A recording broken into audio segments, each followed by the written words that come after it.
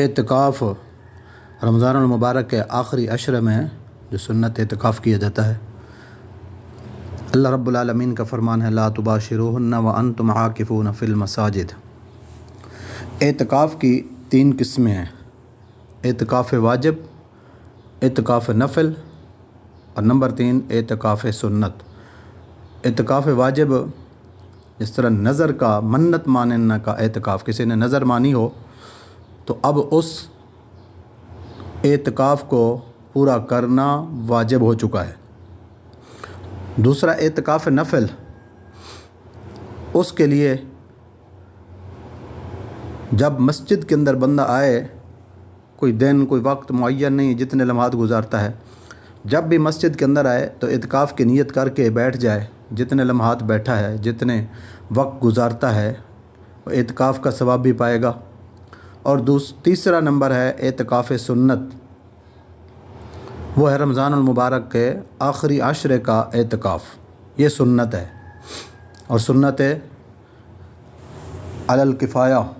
کہ پیارے حبیب علیہ السلام کی یہ سنت مبارکہ ہے کہ اگر محلے کے کوئی بندہ بھی مسجد میں اعتکاف نہ کرے تو سب کے سب تارک سنت ہوں گے، اور اگر 1-2 بندے بھی بیٹھ گئے اعتکاف کے لیے تو سب کی طرف سے یہ سنت ادا ہو جائے گی۔ تو اعتکاف کی فضیلت پیارے حبیب علیہ السلام نے بیان فرمایا کہ جو بندہ 1 دن کا اعتکاف کرتا ہے، اللہ تعالیٰ اس بندے اور جہنم کے درمیان 3 خندقیں حائل کر دے گا۔ ایک خندق جو ہے فرمایا اس کی مسافت اتنی ہوگی جتنا کہ زمین و آسمان کے درمیان ہے۔ اور اعتکاف سنت کے بارے میں، رمضان المبارک کے اعتکاف کے بارے میں آپ نے فرمایا کہ جو بندہ آخری عشرے کا اعتکاف کرتا ہے، اللہ رب العالمین اس کو 2 حج اور 2 عمروں کا ثواب عطا فرما دیتا ہے۔ کہ پیارے حبیب علیہ السلام نے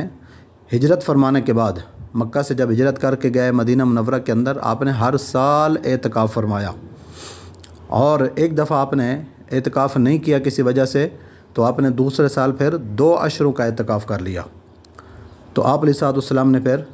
یہ بیان فرمایا کہ میں نے پہلے عشرے کا بھی اعتکاف کیا، دوسرے کا بھی، تیسرے کا بھی۔ تو تیسرے عشرے کے بارے میں اللہ رب العالمین نے مجھے آگاہ فرما دیا کہ لیلۃ القدر تیسرے عشرے کے اندر ہوتی ہے۔ تو اس لیے آپ نے فرمایا کہ اب اس آخری عشرے کی طاق راتوں کے اندر لیلۃ القدر کو تلاش کرو، کہ جس کے بارے میں کہا گیا لیلۃ القدر خیر من الف شہر، کہ لیلۃ القدر جو ہے یہ 1000 مہینوں سے بھی افضل ہے۔ تو اعتکاف جب بندہ بیٹھ جاتا ہے تو اس وقت بلا ضرورت مسجد سے باہر جانا اس کے لیے جائز نہیں ہے۔ ایک لمحے کے لیے بھی اگر بلا ضرورت باہر نکلتا ہے تو اس کا اعتکاف فاسد ہو جاتا ہے۔ حتیٰ کہ اگر کوئی مریض ہو جائے باہر اس کے رشتہ داروں میں سے، عزیزوں میں سے، تو اس کی عیادت کے لیے بھی نہیں جا سکتا، اور اگر کوئی فوت ہو جائے تو اس کے جنازے کے لیے بھی نہیں جا سکتا، یا کوئی اور نیکی والا کام کرنا چاہے باہر جا کر تو وہ نہیں کر سکتا۔ ہاں، اللہ رب العالمین اس کو اعتکاف کی برکت سے یہاں بیٹھے اس کو اجر و ثواب عطا فرما دیتا ہے، کہ مریض کی عیادت کرنے کے لیے جو اس کو وہاں ثواب ملنا تھا، اعتکاف کے اندر بیٹھ کر رب تعالیٰ اس کو وہ ثواب یہاں عطا فرما دیتا ہے۔ جنازے کے لیے جا کر جنازہ پڑھنے کے اندر، تدفین کے اندر شامل ہونے پر جو اس کو اجر و ثواب ملنا تھا، وہ اعتکاف کی برکت سے مسجد میں بیٹھا ہے، جنازے کے اندر شرکت نہیں کی، لیکن اس کے باوجود بھی اس کو اجر و ثواب یہاں پر مل جاتا ہے۔ یہ اعتکاف کی برکت اور فضیلت ہے۔ اور اعتکاف کرنے کا مقصد صرف آ کر مسجد میں سونا یا اچھا کھانا پینا یہ نہیں ہونا چاہیے کہ گھر سے بندہ علیحدہ ہو کر آ گیا، کام کاج سے بھی، ساری مصروفیات سے بھی اپنے آپ کو نکال کر کہ چلو 10 دن آرام کی نیند سو لیتے ہیں۔ سونے یہ مقصد نہیں ہونا چاہیے، یہ مطلب نہیں ہونا چاہیے، بلکہ مقصد اللہ رب العالمین کی عبادت، اس خالق اور مالک کو راضی کرنا، گویا دھرنا دے کر بیٹھ جانا ہے کہ مالک ہم